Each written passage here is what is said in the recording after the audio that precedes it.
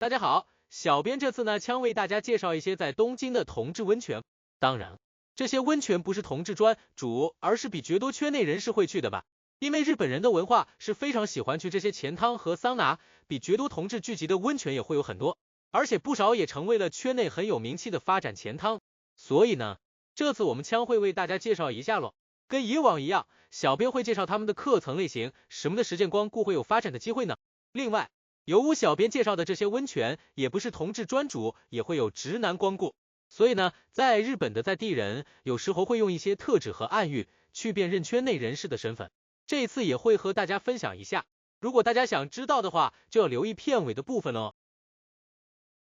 Gayifiers.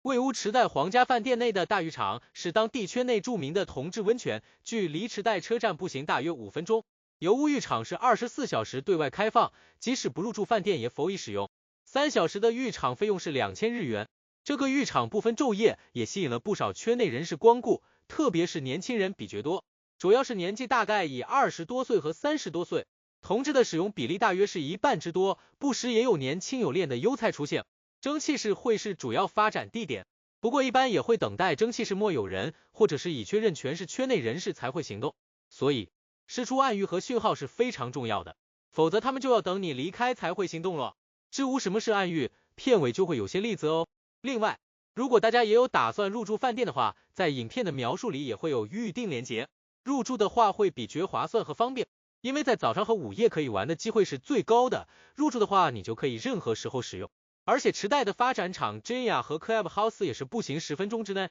东武百货店就只是5分钟。当然小编不是在介绍购物点，15楼的洗手间自己看一看咯。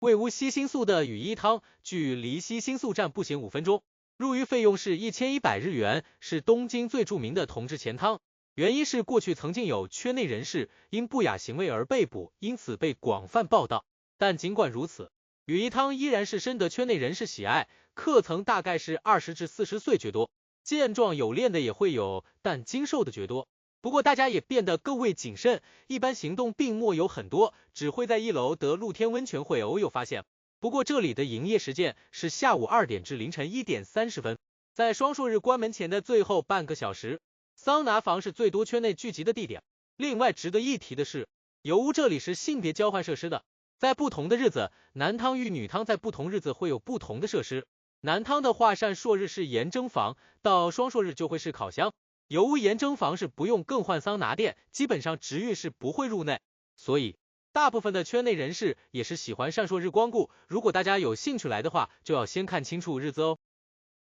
大黑汤是位于东京新中野站附近的一家历史非常悠久的公共钱汤，在新宿前往的话，大概只需要20分钟。进场的时候，店员会问你是否会使用桑拿，使用的话收费是1000日元，付款后他便会给你一块桑拿垫。大黑汤在当地一直也深受圈内人士欢迎，特别是一些健身有练的人士，优菜比例很高，这一点也是在当地众所周知的。可是呢，这些有锻炼的优菜们同时也可能会绝味挑选，而且油屋这里的地方非常少，发展的机会基本上就只有烤箱，但是烤箱里就只有4个位置，因此烤箱是不断的大排人龙。所以大家对大黑汤的体验也是好坏参半，原因是不是每一个人都也有锻炼的很好吧，就好像 volcano 一样，吃不到菜当然是无聊。所以大黑汤是比绝体和有锻炼人士。另外可能是油屋来访的男士是越晚越多，所以在午夜时11点半后，这里的女汤便会关闭，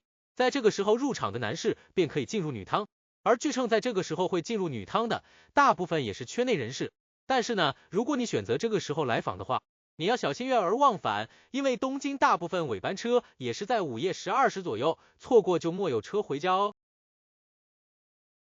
誉王是一家非常受欢迎的超级钱汤，在东京设有多间分店，但最受圈内人士欢迎的是在品川区的大井町店。这间分店距离大井町站步行只需3分钟，平日的收费是1500日元，星期六日是1950。誉王大井町店在圈中是非常知名的，它吸引了不少年轻的帅哥光顾，而圈内人士主会集中在途中4、5和6的位置。但油屋这里大部分时间也是超级繁忙，因此要发展的话是的相当困难，基本上要玩的可能性不太大。只有在早上或接近尾班车时间，人群绝少时候才绝有机会吧。不过如果你是单纯想泡个汤、看看帅哥的话，这里的确是一个非常好的地方哦。位于中野站旁的诺贝尔桑拿，距离中野站只需步行1分钟，是一间设备绝味老旧、卫生不是太好的胶囊旅馆。如果是使用浴场的话，费用是1400日元2个小时。可能是因为卫生的情况不太好，一般使用的人不多，所以成为了圈内聚集的地方。可是这里一般胖子会比绝多，健壮的偶然也会有，年龄大约是30至40岁。这里最大的特点是你不用像其他的钱汤一样，要等待绝晚的时候才会有发展的机会。基本上任何时间这里的蒸汽室和烤箱也会有机会的哦。如果大家有看过绝早前我们介绍东京同志住宿我影片的话，大概知道新宿御苑前 AP 是那里吧？变天汤就在新宿御苑前 AP 步行距离大概15分钟，所以也就是东京同志圈的附近，因此吸引了不少圈内人士光顾。变天汤也是跟雨衣汤一样，也是会性别交换设施的，所以如果大家有兴趣去看一看的话，小编建议你要双硕日子前往，因为男汤双硕日才会有蒸汽室，一般圈内人士也是在有蒸汽室的日子光顾。另外，变天汤也是跟其他的同志钱汤一样，时间越晚，圈内的比例便会越高，因为大家也是等待直男离开。这个钱汤的客层大概是20至40多岁，身材敦厚的绝多，偶然也会肌肉健壮的人士出现，但整体健壮的比例不算很高。变天汤是入浴费用是1100日元，星期3公休。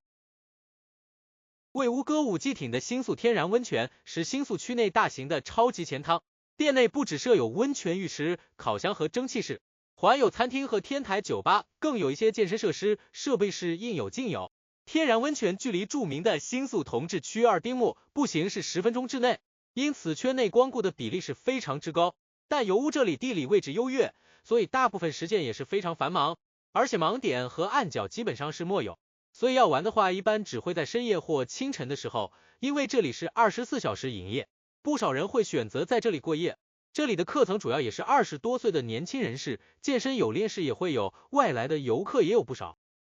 由于这些钱汤也是一些公众地方，因此也会有很多的直男会去光顾，所以在地人会制造一些特指和暗喻，去方便圈内人士确认自己的身份。举例，刮毛，不知大家有没有留意，在日本文化上，刮毛是不太流行的，所以如果你发现他的私密处有刮毛的话，是圈内的机会就很高了。在小编现居的地方，很多的圈内人士也会有刮毛的习惯。在你现居的地方，圈内也流行刮毛吗？大家不妨留言讨论一下哦。第二，锁持。当你进入每一个钱汤，基本上你也会有一沓置物柜锁持。如果你把锁持穿在脚上，这个就是在地圈内人的暗喻。另外，也会有一些有经验人士会在有找到对眼的时候，才把锁持转换位置，这是一个合眼的讯号。最后，如果你想更进取的话，就是自备一条粉红色的毛巾，这是当地一个非常明确的暗喻哦。其实这些在地的暗喻，不只是在浴场，还有在一些胶囊旅馆里面也是会经常出现的。大家想知道的话，将来小编也可再以介绍一下。但当然，这些暗语也不是100%准确，而且这些也是公众地方，所以如果大家想进一步发展的话，最好也是另找地方吧。如果大家喜欢这些资讯的话，记得留言和赞好哦。